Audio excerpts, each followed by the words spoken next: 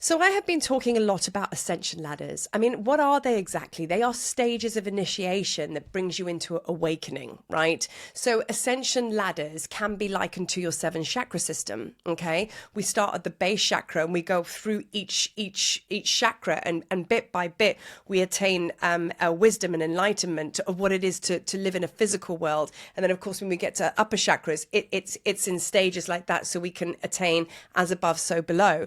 That's what all the temples were about when they're obviously strategically placed and built on the chakra system up the Nile. You know what I mean? And you would study in those temples for many years, and then just like graduate through each and every level, right? So now look, principles come in many different shapes and forms. It doesn't always correlate around the number 7, but most of them do. And we last month worked with Ma'at's 42. She has 42 laws, but we worked with her 7 principles. And this month for the temple meet, because the temple is, aka my zoo room, a free gathering for the initiates. It's a classroom for the initiates, so I'm inviting you to come in for that. And that is on the 31st of October at 5 p.m. Central Africa time. And we come in and we really go down into these deep studies and embody these principles in our beings as well as other things. And we open our portals within to actually understand this wisdom and teaching, so we can essentially be successful in living in a physical embodiment of all of this magic and light instead of just getting stuck in the stars. Now, that's what these ascension ladders are all about. It gives us understanding on how to balance our humanness with our starseedness, right? And then bring the two together, as above, so below, right? So a lot of these principles, for example, when we speak about the gods, like we say God, we say Thoth, the god of the divine wisdom, symbology, sacred architecture, scribing, the Akashic records, magic, the moon, that would be deemed as his principles, right? And there can be quite a lot of them. But there are also spiritual laws, which we know there are plentiful of those. But with the 7 Heremetic principles, we have the 7 chakras, we have the seven sorrows of Mary, we have the 7 powers of the ego. 7 is completion. That's why a lot of these principles are kind of like steeped in that number 7, because when we reach number 7, it's enlightenment, it's transformation, it's completion. Right? So a lot of them are 7. So today I'm going to be sharing with you the 7 stoles of Isis. Now, how I fell across this, quite an interesting thing, right? So a few Egypt trips ago, my husband bought me this beautiful bracelet, and it had Isis on there, Akhenaten, and it was solid silver, and it was a lot of US dollar. And the reason he bought it for me is because I was on my own pilgrimage, asking the land and the blessing for me to take my own Egypt tours there. I wanted to go and do it properly. I ended up in the Isis temple without even planning this. It was just after COVID. So, of course, every visit in the temples then was a private visit for me. I mean, talk about being gifted by Egypt. She was like, come. I ended up in the Isis temple on my own, with this being gifted this beautiful bracelet by my husband. And it was a new moon, and on the intention of that trip, I was asking for the blessings for me to bring others to the land. Of course, it was granted, right? So I had this beautiful bracelet, and I loved it, and it was so amazing, and it was special because it was from my husband, and so on and so forth. So the next trip, when I brought my very, very first group, get this, my very, very first group, it was a big thing. So this was a year later. So I remember halfway through the trip, kind of just sensing and feeling, I don't have my bracelet. I don't have my bracelet. I don't know where it is, but I knew, I didn't think anybody had stolen it. I just knew I didn't have it, right? Anyway, it'd gone. And I came home and I had to build up courage to tell my husband I'd lost this really expensive bracelet. It was very deeply sentimental to me as well. And when it was given to me and why and all the things. And I was pretty much heartbroken, right? So as I started to kind of like sit with this and really like understand what it was all about, and like, this was gifted to me and I was with Isis and on that special day of my birthday and everything like that, that's when I fell across the 7 stoles of Isis. And I'm going to get into what exactly they are now, but one of its initiatory rites, especially for the priestesses, mostly for the priestesses. And what would happen is you would go through the initiations, the 7 stoles, the different colors, it's related to the chakras, and the priestess would have to gift a bracelet to be as an offering. And then I was like, well, okay, I'll be okay with losing that bracelet now. But that's what happened. And it's actually part of of those rights that you have to give to bracelets. So I was like, wow. So that was my entry portal into understanding how Isis brought me into the 7 stoles of Isis, right?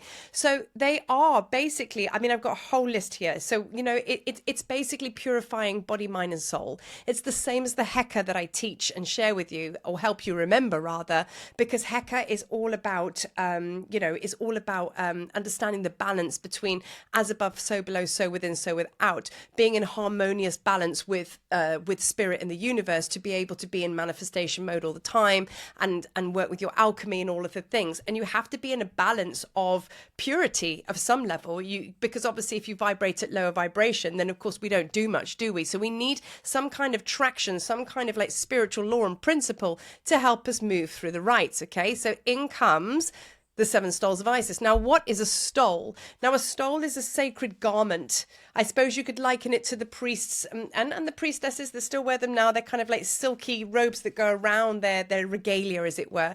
And that's what a stole is. And every time you completed a level, 1, 2, 3, 4, 5, 6, 7, you eventually had 7 stoles.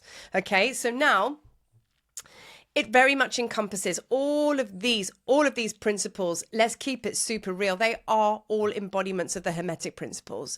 I mean, they all kind of feed into one. When we study all these different principles, they are indeed one. So now I'm going to bounce straight into what they actually are and speak briefly about them. And no doubt I'll start to kind of like touch on these in further classes in the future.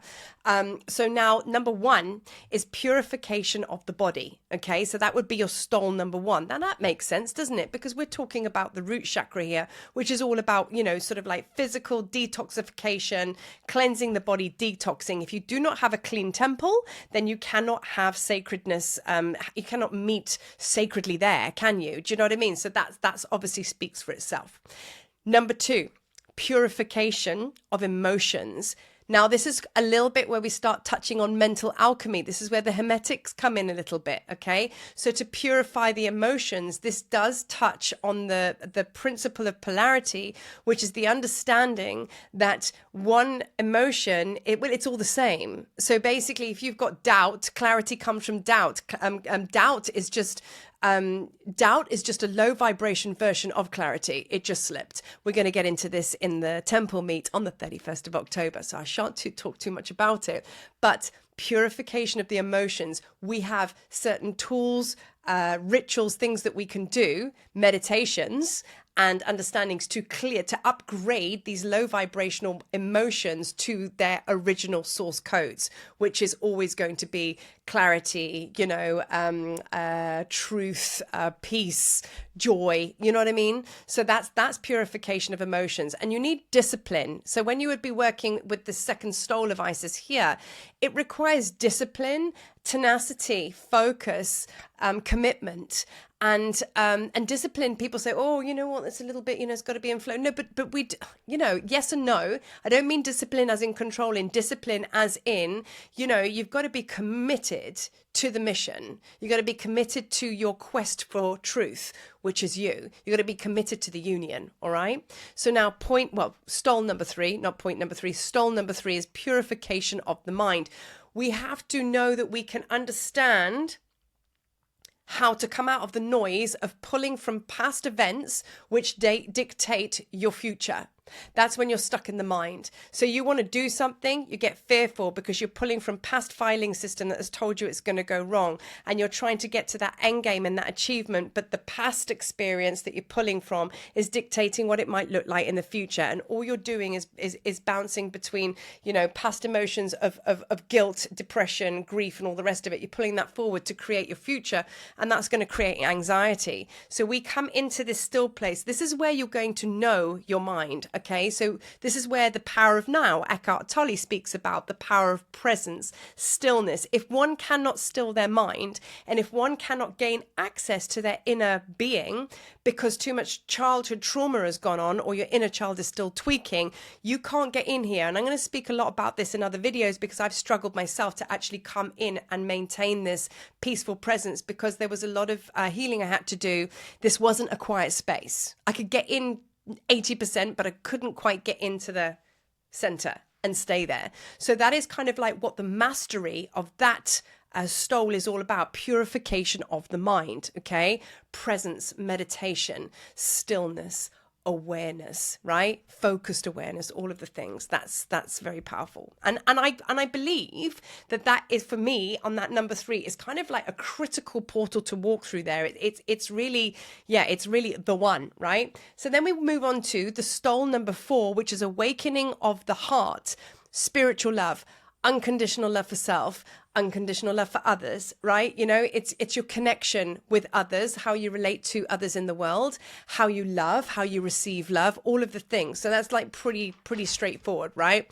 Then we have stole number 5, which is activation of intuition. This is your higher wisdom. So this is when you're going to start beasted and bursted onto the scene as a powerful channel. Your visions are on fleek, psychic abilities, psychic experiences, memory of being in the Isis mystery schools, all of those things, right? It's all to do with your all of your clairs, clairvoyance, clairsentience, you know, did I say clairaudient? Yeah, anyway, all the clairs, right? So it's where you can actually sense and see and feel everything, all of that otherworldly stuff, your connection to spirit, very, very powerful. So that is your activation of your higher wisdom. So now we get into the star stuff. Now your 6th stole will be the integration with your will, which is your higher purpose. So you commit to service here. By this stage, you really are eat, sleeping and breathing it. And if you fall off your perch, you know how to get back on it, right? Understanding clearly of your mission and purpose, absolute crystal clear clarity of what your tablet of light blueprint holds, what you've come here with, how the missions look like, because missions are always interchangeable. You'll have one big overarching mission, but then there'll be lots of mini missions because they change all the time, because missions are how you express your gifts and abilities in the world. That's what I see it as, right?